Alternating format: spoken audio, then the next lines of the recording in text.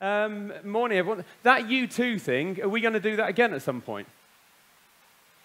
Yeah, good. I'll tell you why. Quite seriously, there is a brother at Maidenhead who is absolutely obsessed with you two. And he's very interested about actually their kind of spiritual links. He loves them so much, he's like, even though he's in the UK, he'll go to Germany to see them live. But the trouble is, he's scared of flying, so he has to drive. The extra problem is, he's a really slow driver, so his wife drives him there. But he will absolutely love to hear that. So if we could do that again at some point, that'd be marvelous. I hope you're all well. It's lovely to have you here, or to be here, rather. Well, it's lovely to have you here as well. I first came over to Australia in Melbourne Youth Conference 2010, actually went over New Year's Eve, 2010 to 2011. And I was so blessed to be here, because I thought, you know, what are the chances of me ever going to Australia? And then I came again 3 years ago for the Sydney Family Conference. Any of you there? Anyone at all? Anyone? No? Okay. And I've counted myself incredibly blessed again. So to be here 3 times genuinely is a wonderful blessing from God, and I thank you for inviting me. Not that any of you guys had anything to do with it at all, but take some of the glory. The funny thing is, I still have my T-shirt from the Melbourne Youth Conference, and actually when we finished, I thought, those are cool, those T-shirts, so you can have one. And I didn't bring it. That's it on my bed at home. The subject of the youth conference was Faith on Fire. And so the T-shirt used to say that, and I think it may have said it on the back as well. So I used to, when I went jogging, I used to wear it because I'd jog down a really busy road, and I thought, this is like quite a good witness because everyone who drives past will see it. But over time, the words changed a little bit to that. And I just thought, it's not so much of a witness now. Fat on fur? What does that mean? What kind of church is that, if it is a church? So I ended up not bringing it with me. It's at home ready to welcome me when I get back. The other thing is, it's funny what Facebook throws up at you, right? And it said yesterday, here's some memories from however many years ago that was, so 8 years ago. And genuinely, it's exactly the same as what was my first slide at the Melbourne Youth Conference. And this was my first slide. Look at that, Ricky Ponting about to cry. Ooh. But it's nice to see that in 8 years, so much has changed. Right, so now I've won you all over, and you're all on my side. We better move on. Okay, so our theme is Connect. Fine. What does Connect mean? Seriously, if you think about it, it's the kind of thing we do. And we do this a lot in the Bible, where you kind of read stuff, but you don't actually stop and think, what does it actually mean? Someone tell me what you think Connect means. A relationship. Thank you. Anything else? Say that again. To engage. Absolutely. Yeah, good. To engage. I like that one as well. And one more. Go on. Someone from over here. Okay, or from there. Contact will do. Go on, because at the moment you're coming out as the thick side of the room. Get to know better. Good. Interesting, because all those things you said are kind of very active in a way. The word itself, just so we know, from the dictionary says this: to bring together or into contact, which is a word that was used, so that a real or notional link is established. I like the idea of bringing things together. Okay, that is really important, to associate or to relate something in respect. So you hear, well, that links with that. Or let's form a relationship that these two things that are apart come together. And that's exactly what we're doing. And the theme of today is seeking. It is the idea that we're here, God, Jesus are here, and actually to come together, to connect, to form that relationship, if you like. Good. Right, I'll ask you another question. You've got to be really honest, because no one's going to tell anyone, right? Be really honest. What are the important connections in your life? And I know that what happens, because I've been where you are, right? And what happens, everyone says, oh, quickly, say doing the daily readings, or say going to the meeting, say fellowship and things like that. Outside of those, what are the important connections in your life? Someone tell me, yes. Say again? You've got friends. Oh, wow. Okay. Yeah, sorry, your friends. Good, but that is massively important, and we'll think about that a little bit tomorrow, actually. Anyone else? Say that again. Connections in the workplace. Thank you. Connections, yeah, because actually, if you work, or I guess you could also say if you're at school, but certainly if you're at work, your connections, your business connections are massively important. Anyone else? Your phone, yeah. Oh, we're going to think about your phones another day. Oh, hold on, there's a funny one. Go on. Your family. Well, that wasn't funny, unless you've got a really odd family. I don't know, they might be like a bunch of freaks, you know, or something. But your family is massively important to you. It's kind of the basis in many ways of who you are. Anything else? Your dog. Yeah, I miss my dog, Louis. My wife keeps sending pictures of him with his head on the floor looking sad. I know, right? So I'll show you a picture of him another day. He's lovely. But crazy as well. Sorry, someone else? Students. Right, I presume you're a student as well. Did you say students? Oh, you're students, right, so you're a teacher. Work with me here, because to be honest, I'm dying right now. Okay, yes, good. Yeah, so actually, that's that kind of connection. I lecture, so I have a link with my students. That's important. Anything else? The environment. Oh, politically correct answer. Nicely done. Even though you tried to damage it with your elbow. There you go. Okay, let's be a bit more honest. What about things like money? Because we've all got a connection. That's kind of important. You know, it's like, well, how much money have I got or not got? What can I go and buy? What can I not buy? What can I afford?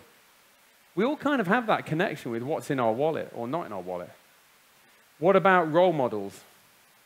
What about music? What about sport? Sport's a major, major problem for a lot of Christian young people because a lot of sports stuff happens on Sunday morning.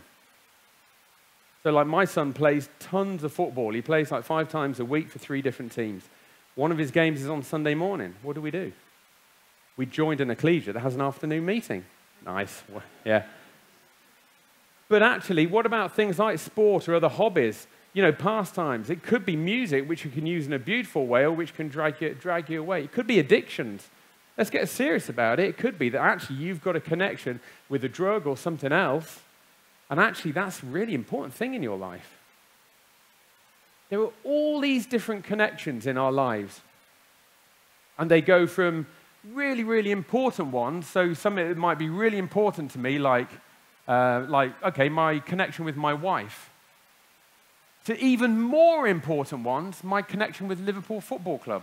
Oh, no, I got that the wrong way around. Just here. But you know, they're all kind of connections, from low ones to really high ones. And of course, there is one connection that matters more than anything. That's the connection with God.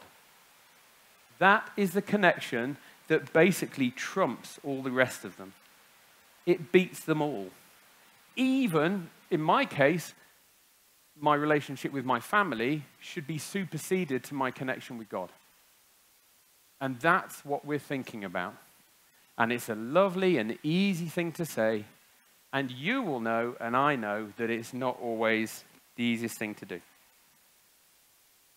This connection is so important to God that he has a connection with you. I don't mean you as a group of 300 plus people. I mean you as an individual. Think of yourself as an individual and God wanting to connect with you now.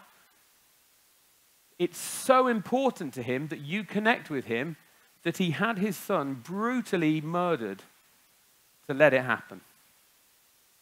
Not for a big group of people, but for you as individuals. He looked at you as he looks at everyone and says, I will kill my son if it means that I can have that connection. And Jesus himself said, because he had free will, I will choose to hang on that cross. Why? So that you can have that connection.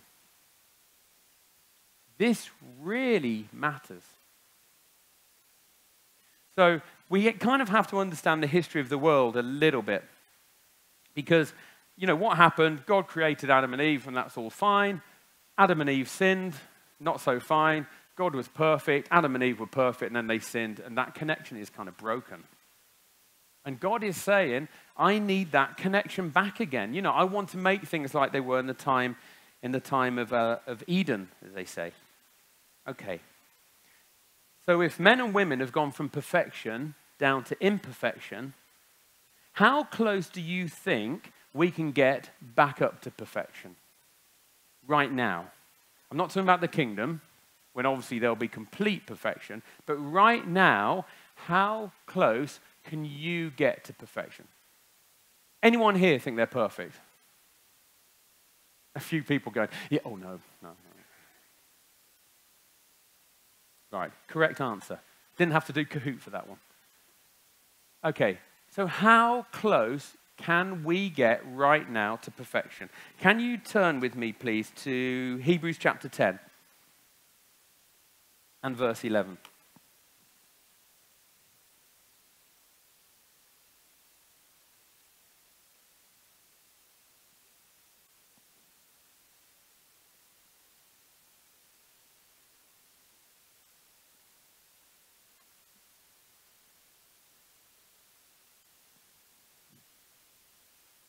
Okay, so Hebrews 10, verse 11.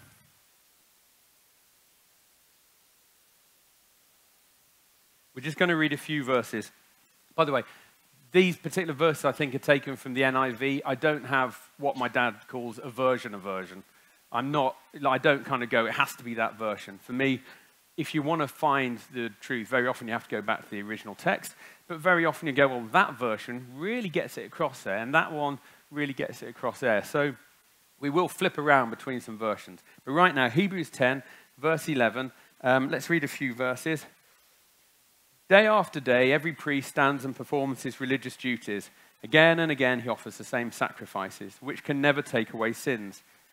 But when this priest had offered for all time one sacrifice for sins, he sat down at the right hand of God. And since that time, he waits for his enemies to be made his footstool. For by one sacrifice, he has made perfect forever those who are being made holy. It's a fascinating passage, that is, for all kinds of reasons. But there's a very odd bit of the use of the English language in there. Can anyone see in those verses 11 to 14 what there's a kind of oddity in there? Can anyone know what it is? I'll give you a clue. I'll narrow it down to one verse. It's in verse 14. Strange use of the English language. Right, thank you. So, if we bring this up on here, he uses two different tenses. And when you think about it, you don't tend to do that.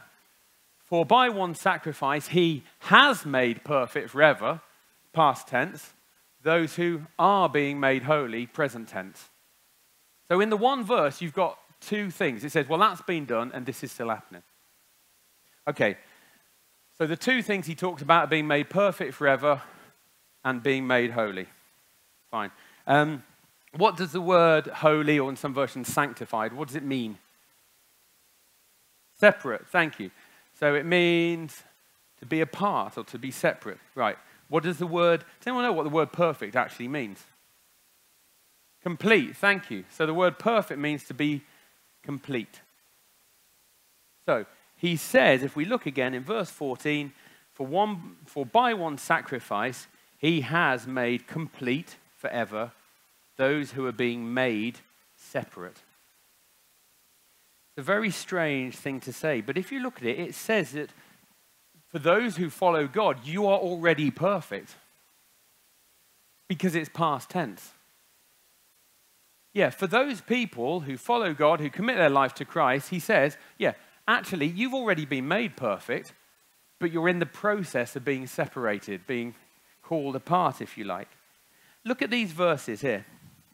Why would God see us as perfect?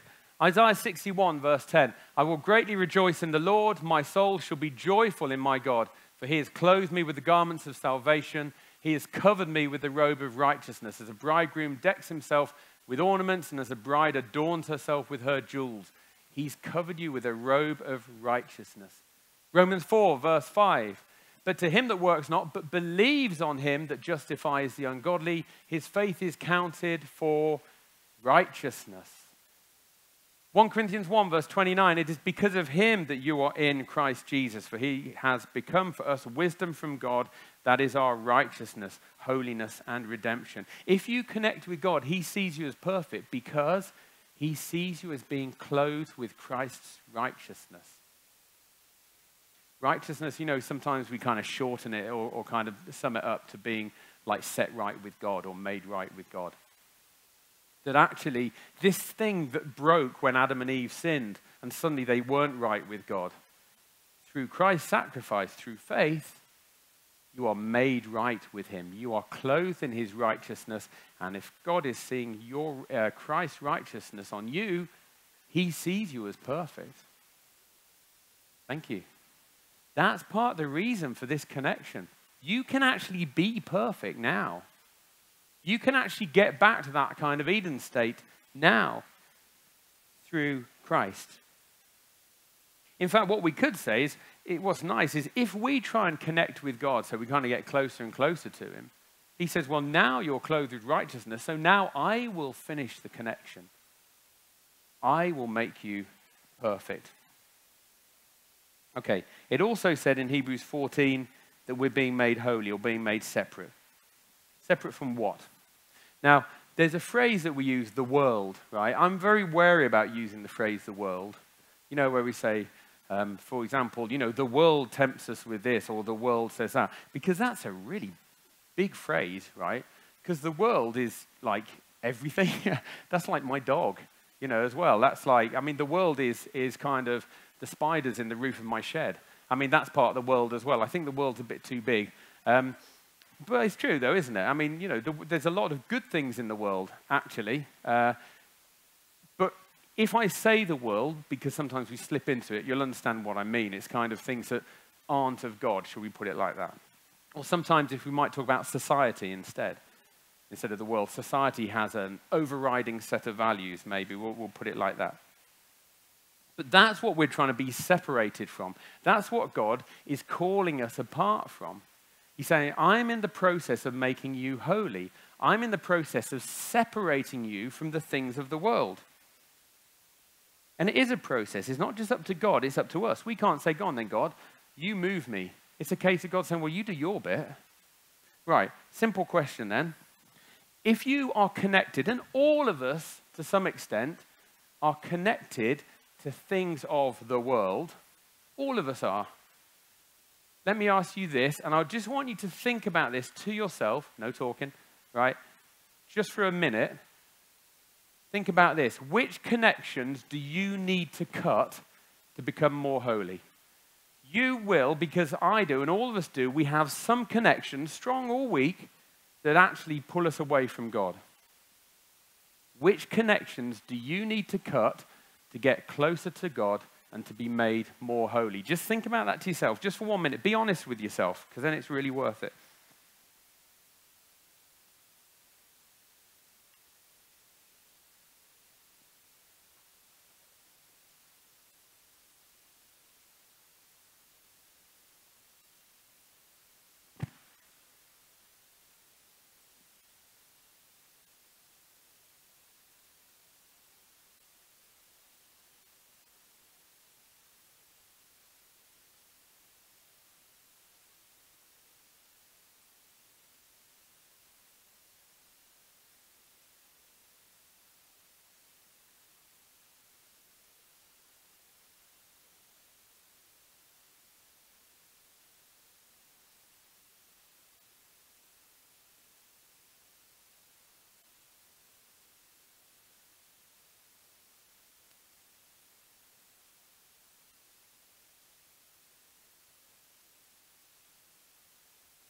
Okay, cool.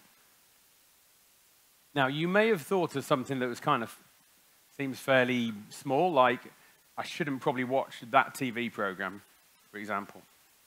Or it could be something big, like I need to actually change a relationship, or I need to change where I work or something. Who knows? But what matters now is that whatever you just thought of, you actually act on it. Otherwise, that was a complete waste of time. And God is saying, well, look, I'm doing my part. I'm trying to make you holy. Can you do your part? Cut those connections, and it makes it easier to become holy. That is up to you. I'll tell you something. This laptop here, which is quite old and worn out now, actually, a bit like myself, so that's handy. Don't laugh, because that suggests it's true. I'm going to come down onto this step. I've been thinking about it for about the last 6.5 minutes. Going, do I dare? There you go. I feel like a rock star now. Yeah, yeah. So there you go. That was strong. This laptop, IT said, oh, we need to review your laptop, right? And you review it. It's really old and knackered. So they got my laptop. And they said, oh, we made some changes, and it's way better now. And the reason it's way better is because I can print wirelessly, which actually I could do before. So, but it's a bit quicker to print wirelessly. That's way better, right?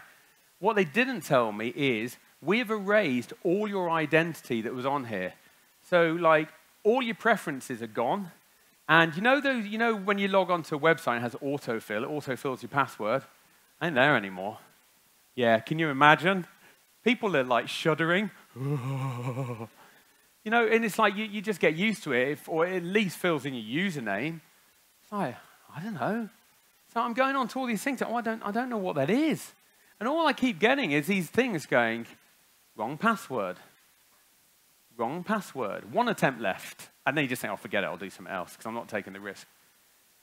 But well, yeah, it is risky. I don't want to go back and go, oh, I didn't know my password. You know.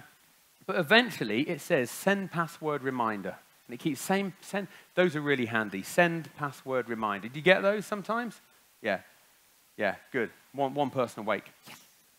One more than normal. Okay. Send password reminder. We are thinking about how do we make this connection with God? What is the password to connect with God? Effectively, it's password protected, which is a phrase we use a lot now. So what's the password? What is the thing that will gain us access to God? Anyone? The Bible. Yes and no. In other words, no, but I'm trying to sound really positive. More than that. Say again? More than that. Pray. Well, that's a version of prayer, which is good. But more than, slightly different still. Say it again. Faith. I would suggest it's faith. And the reason is, you can have Jesus, but if you don't have faith in him, what's the point? And you would only pray. I'm trying to use both your words. You'd only pray or prayer if you actually had faith. And for example, the Bible is there about faith. And it is faith that tends to make us open it, although some people open it otherwise, which is good. I suggest that the password is faith. That's what actually grants us access to this wonderful connection. Verse is there. For it is by grace you have been saved through what? Through faith. And this not from yourselves, it is the gift of God. Mark says, he who has believed, had faith and been baptized. Romans, that if you confess with your mouth Jesus is Lord and believe, have faith in your heart that God raised him from the dead, you'll be saved. It's faith, I would suggest. And faith is fine. Faith is good, but can we just be really clear on something about the definition of faith? This is really important to me because it bugs me, right? The definition of faith. Faith is not believing in something that you can't prove. Because I've had that thrown at me, and a lot of people get it thrown at them. Oh, yeah, it's your kind of Christian excuse, isn't it? I can't prove God exists because that's why you've got to have faith. And it's like, no, that's not what it's about. What's the most famous verse about faith in the Bible? Excellent. Hebrews 11. Make it simpler. Verse 1. Cool. So Hebrews 11 verse 1 says this. Now faith is the substance of things hoped for, the evidence of things not seen. It does not say this. It does not say, now faith is the substance of things hoped for, the evidence of things that can't be proved. And the number of times that people say, oh yeah, that's your excuse, isn't it? You can't prove that God exists, so you just say you've got to have faith. No. Look at Romans 1. God says, no, there's enough evidence for my existence. I've given you that. It's not about, I can't prove it, therefore you've got to have faith. What faith is about in believing what cannot be seen. I'll just show you, there's a great example of this, right? So Richard Dawkins. Richard Dawkins, who is probably the leading atheist, kind of person most opposed to Christianity, or most famously opposed to Christianity, in the world, has made a very successful career out of it. He has said this as well. I'll show you a little clip. This is him and a guy called John Lennox, who's quite an interesting guy, actually. Hopefully the sound will work. We'll find out. But this is where Dawkins says exactly that. He says, well, faith is your excuse. Oh, you can't prove in God, therefore you've got to have faith. Just see what he says. We'll see if the sound works. Whereas we only need to use the word faith when there isn't any evidence. No, not at all. I presume you've got faith in your wife. Is there any evidence for that? Yes, on which plenty. You base it? Yes. Plenty of evidence.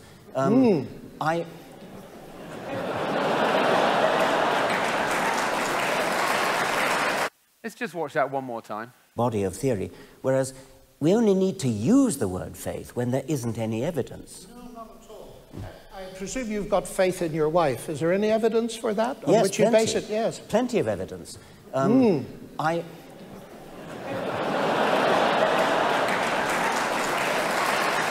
It's true, though, isn't it? It's true that actually faith is not about covering up for something that doesn't exist. In the same way, okay, you know I have a brain, even though this could go horribly wrong. You know I have a brain, even though you can't see it. How do you know? You can't see it. But you know because you can see the evidence that proves it in terms of I'm alive and I'm walking and talking and all those things. That's true. It's the fact that you can't see it, that's the bit, if you like, of faith. But you know it's there because of the evidence. It's really important that we recognize faith is not an excuse. It is not an excuse. Faith is saying, I can't see it, but I know it's there. But I believe it. Put my trust in it. And that can be hard. It can be very hard to have faith. It can be, and it's a lovely idea. Imagine you're crossing the road and it's a one-way street, right? So let's say you're crossing the road and the traffic is only meant to come from the right. Okay? You with me on this? Okay. How many of you still look left? Of course you do. You still look left, but why? Have you got no faith in the drivers of Australia? No, fair enough. Okay, choose something else. Okay, another driving one. How many of you drive? Wow. How many of you drive illegally? Because there's some 12-year-olds putting their hands up there, I'm sure. Yeah. When you drive, you know when you come to pull out of a junction, and if you don't drive, you can still imagine this. You come to pull out of a junction, and you're looking right, and the person in the passenger seat says, nothing coming this way. You still look, don't you? You still look. Even if it's someone you absolutely trust. So when my wife says it, like, even if my wife says it, who of course I completely love, I will still look. I haven't got faith that, you know, what? She's the one who's going to get hit first. So, you know. Although actually one time we did pull out this junction, and I was looking this way, and she was like, yep. And so I pulled out, and I turned around, and this car was coming, slammed the brakes on. I said, what are you doing? She said, I meant, yep, there's a car coming. Oh. But you don't have faith. Even though it's someone you love, faith can be really, really hard. Oh, yeah. Would you drive, let's use another driving one. If you were a driver, would you let someone else take the wheel? Okay, some of you have done that, clearly. Yeah. Oh, yeah, it's great. Okay, maybe that's a bad example. But you see, faith, even in those simple things, what we're talking about, those are examples of faith. And we're saying, that's really hard to do. I can't even trust that someone maybe I love will get the information correct about a car, whether a car's coming or not. Faith can be hard. It's kind of against our human nature. Our human nature is about us and trusting us only and us being in control. That's kind of what our human nature is. So when you say, hand that control over to someone else, then that kind of feels strange. And of course, in a spiritual sense, we're talking about handing your life over to God, to Jesus. That's huge. But that is why the reward is so great. You don't get such a great reward for something that's easy. That is why the reward is so great, because God knows it can be tough. And he says, I know it can be tough, so I am going to give you the best reward you can think of. How do you know someone's got faith? Anyone? How do you know someone's got faith?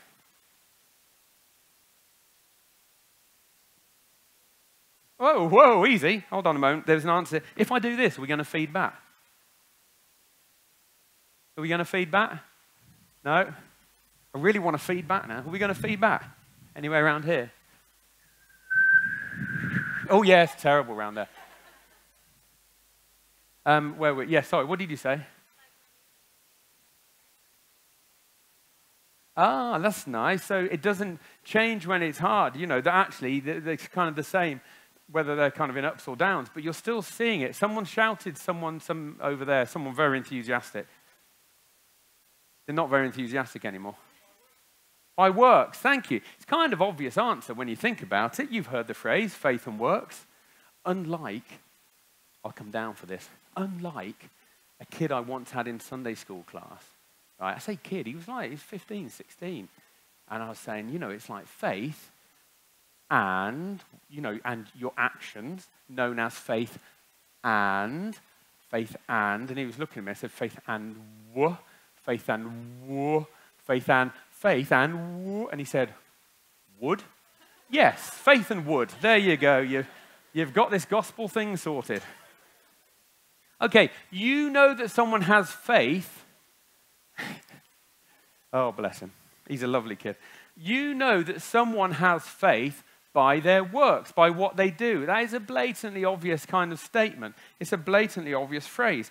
Think about it in reality. We'll use football, because I love football. Okay, even though Liverpool lost today, but we did have a 16-year-old playing, so that's fine. It's true, we had a 16-year-old at centre-half. Let's use football, and I'm talking like kicking football, not Aussie rules violence football. That's what I do to sum up Aussie rules football. It's probably quite accurate, really. Okay, let's say someone comes to you and they go, I'm a football fan. Oh, you're a football fan? Oh, yeah. Love football. Oh, really? What team do you follow? I don't follow a team. Really? Oh, okay. Well, who's your favourite player? I don't really have a favourite player. Do you play? No. Did you see the game on TV? No, I don't watch it. Or listen to it on the radio? No. Well, do you know anything about it? Not really. But I love football. Does that person actually love football or not? No, of course not. Because although they say they do, there is no actions, there is no works that prove it. Whereas if they genuinely love football, they go, yeah, I play and I watch it and I follow this team, Liverpool, and this is my favourite player, Mo Salah, etc., right? They would say all those things, and I hate Man United. That's for you, Pete Nichols. But they would say all those things, but it is exactly the same as a Christian. I believe in God. I have faith in God. How do people know? You have to act on it as well. I'm going to show you a passage, and it's well known, the passage about faith and works. I'm going to show it you from J.B. Phillips' version of the New Testament. I don't know how many of you know about J.B. Phillips' version. It's quite old now, but it's really, really well written, actually. I really like it. It's kind of in what we might call more modern language, but it just gets the meaning across really well. And so this is James 2, verse 14 to 17. This is his version of it. It's brilliant. So he says, now what use is it, my brothers, for a man to say he has faith if his actions do not correspond with it? Could that sort of faith save anyone's soul? If a fellow man or woman has no clothes to wear, nothing to eat, and one of you say, good luck to you, I hope you'll keep warm and find enough to eat, and yet give them nothing to meet their physical needs, what on earth is the good of that? Yet that is exactly what a bare faith without a corresponding life is like, useless and dead. I love the fact that he talks about that faith as a bare faith. It's kind of not flourishing, it's not furnished, if you like. And what else does he say? Without a corresponding life. that the life that you live matches your faith. It's connected, if you like. So what you believe and the way you act has this perfect connection. Faith without works is dead. And I also like the fact it says faith without works is dead. Not faith without works is a bit weak. Faith without works, not that great. Faith without works is dead. And you know that. It is not enough for you to believe. It is not enough even for you to say you believe and maybe tell people you believe. There has to be more to it. Can you come please to 1 Kings 18? This is kind of a bit of a classic Sunday school lesson passage, this one. 1 Kings 18, it's the passage of Elijah on Mount Carmel. Now, most of you know this story, right? So basically, Elijah is, he's got his great enemy Ahab, who was the most evil king of all time, it said, basically. No one had ever done evil in the eyes of the Lord like Ahab, spurred on by his wife Jezebel. And eventually there's this great confrontation. You know the story. Elijah, he goes up Mount Carmel, and there's one Elijah and 450 of the prophets of Baal. And there they are. And the prophets of Baal go charging around, trying to basically set the altar alight. And of course, it doesn't work. And then Elijah, the one man in front of the nation of Israel, all watching him, the one man, as the light is dwindling, as this dim light, this one man calls on God. You know what happens. So 1 Kings 18, but we're going to just read on a little bit. 1 Kings 18, verse 38. Then the fire of the Lord fell and burned up the sacrifice, the wood, the stones, and the soil, and also licked up the water in the trench. When all the people saw this, they fell prostrate and cried, "The Lord, He is God. The Lord, He is God." Then Elijah commanded them, "Seize the prophets of Baal. Don't let anyone get away." They seized them, and Elijah had them brought down to the Kishon Valley and slaughtered there. Now, chapter 19. Now Ahab told Jezebel everything Elijah had done and how he had killed all the prophets with the sword. So Jezebel sent a messenger to Elijah to say, "May the gods deal with me, be it ever so severely, if by this time tomorrow I do not make your life like that of one of them." Elijah was afraid and ran for his life. And when he came to Beersheba in Judah, he left his servant there, while he himself went a day's journey into the wilderness. He came to a broom bush, sat down under it, and prayed that he might die. "I've had enough, Lord," he said. "Take my life. I'm no better than my ancestors." Now, in some ways, this seems a strange passage. Elijah has had this amazing victory. In front of the nation of Israel, he has, the prophets of Baal have clearly failed. He's called down fire from heaven, which I just think what a sight that was. Fire coming down from heaven and burning up everything. And then all the people are chanting, "The Lord, He is God. The Lord, He is God." And all the people, then they go and get the prophets of Baal. They take them down into the valley and they kill them. What an amazing victory. Why was Elijah so depressed that Jezebel was angry with him?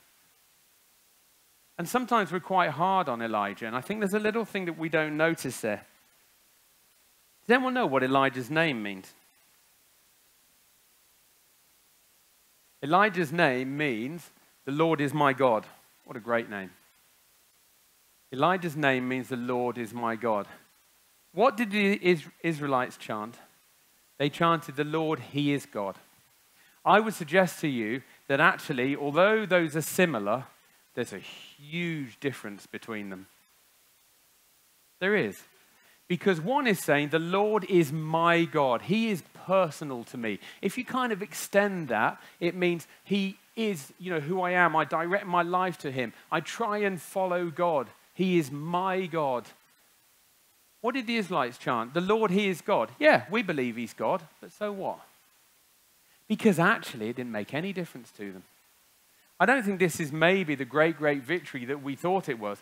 Because if you think about it, what happened with the Israelites? They chant, "The Lord, He is God." Yeah, we recognize that God is God, but so what? Because they killed the prophets of Baal, but had it really mattered to them, had they really had faith, like Elijah did, they would have then gone and got the 400 prophets of Asherah, and they would have killed them. They would have gone and torn down the high places, these kind of blasphemous temples. They would have got them and destroyed them. They then would have got Ahab, and they would have got Jezebel, and they would have killed them as well. But they didn't. They probably did what Elijah said, because they're a bit afraid of him, because he could call down fire from heaven. And they said, but effectively, they said, yeah, the Lord's God. And it says, what happened then? They all went back to their homes and just carried on as before. They believed in God. There's no works. They didn't do anything. And we have to make sure that that is not us. We can stand and we can come here and we can say to people, I believe in God. Prove it. You need to see it. It is not enough to believe. It is not enough even to say to people, to profess, I believe in God. He's saying, go on then, do it. Because also by doing those works, you are connecting yourself more and more with God, and you are getting closer and closer to him and further away from the things of the world. It is absolutely vital. You don't want to be one of those Israelites. Something that really brought this home to me is the parable of the sower. I think it's our last reading, Matthew 13, please. If it's not our last reading, don't. Oh, it's not our last reading. I lied. There you go. Your speaker has lied. That's good. Matthew 13. Oh, look, there's egg on the floor. I wonder where that came from. Looks like the kind of egg that's come off a man's toe. I've never used that sentence before in my life, and I hope I never have to again.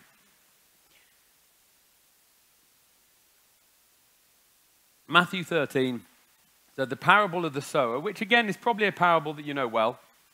We may as well read it, or yeah, we'll just read a few verses from verse 3, just to kind of refresh it in our memories. Matthew 13, verse 3, then he told them many things in parables, saying, a farmer went out to sow his seed. As he was scattering the seed, some fell among the path, and the birds came and ate it up.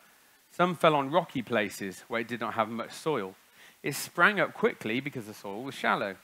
But when the sun came up, the plants were scorched and they withered because they had no root.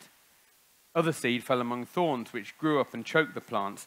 Still other seed fell on good soil, where it produced a crop, 100, 60, or 30 times what was sown. Whoever has ears, let them hear. Okay, what happened to the seed among the thorns, that fell among the thorns? What happened to it? Choked. Did it die? It's great. Some people just went, oh, did it die? Did it die? And then they turn and just look at you and go, yeah. Very interesting, because I think I was even taught at Sunday school that it died, and that phrase, it was choked, suggests it does, but I don't think it did die. If you go forward to verse 22. Verse 22 of Matthew 13, the seed falling among the thorns refers to someone who hears the word, but the worries of this life and the deceitfulness of wealth choke the word, making it unfruitful. Not making it die, just making it unfruitful. Now, what does that mean for us? Just think about that a moment. I would suggest, it talks about the worries and kind of concerns, the stresses and strains of the world. I would suggest that what that could be is someone who grows up and maybe they go to church and maybe they say they believe in God, but they can't do that much because I've got this at work, or I've got this at college, or my friends want me to do this, or I've got this hobby, sport, whatever, and I've got to do this. And all those connections to the world stop them being connected with God. And they end up not doing the things they should doing, not being fruitful. But they still go along on a Sunday, and if you ask them, they'll still say, yes, I believe in God.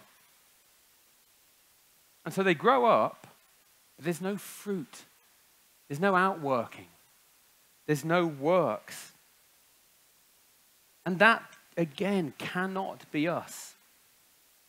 That we seem faithful, but our connections are too strong this way, and we're not seeking God and making that our connection. Remember I said to you about what connections do you have to cut? and you sat there and thought about what connections do I have to cut? And the reason that you have to cut them is because otherwise you will be choked by the thorns. Those connections that you have will choke you and will make you unfruitful. And even if you say, yes, yes, I believe in God, there is no fruit, no outworking, because these connections are choking you when that connection can give you life. Faith without works is dead, but faith with works is incredible and powerful and life-giving. It believes, it says that what is impossible is actually possible. That all these things, oh, you didn't think that could happen, with faith, God says, yeah, it's me. I can do that.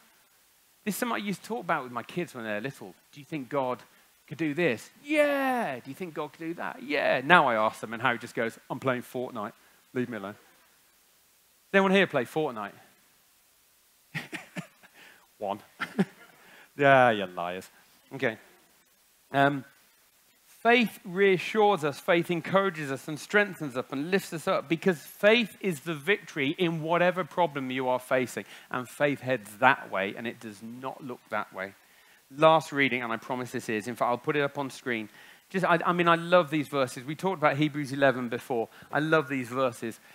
You know, getting towards the end of this great chapter of faith. And what more shall I say? I do not have time to tell about Gideon, Barak, Samson, and Jephthah, about David and Samuel and the prophets, who through faith conquered kingdoms, administered justice, and gained what was promised, who shut the mouths of lions, quenched the fury of the flames, and escaped the edge of the sword, whose weakness was turned to strength, and who became powerful in battle and routed foreign armies.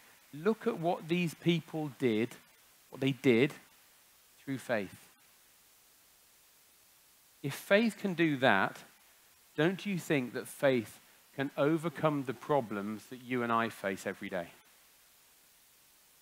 If faith can do all that, do you think God cannot do things to help you? Faith is the victory. Faith does what seems impossible. There is a saying that nothing worth having ever came easy. Okay, having that faith, having that connection with God can be a challenge, but believe me, it is absolutely worth having. You just need the password. Okay, so we're going to have a little break now, but before we do, I'm just going to close this session in a prayer. Loving Lord God, we come to you in faith, in confidence, because of your Son, the Lord Jesus, and believing, knowing that you do hear us. You hear all our prayers, you listen to us, and you care for us, and you love us. And you are desperate for us to have this connection with you. Lord, all of us are in different places spiritually, but you know what we need. Please give us what we need to get closer to you and to cut the ties that choke us and hold us back. Help us to know what each other need as well, so that in fellowship we can help each other. Thank you for this time together. Bless our break now and bless the rest of our day. We offer it through your wonderful Son, the Lord Jesus. Amen.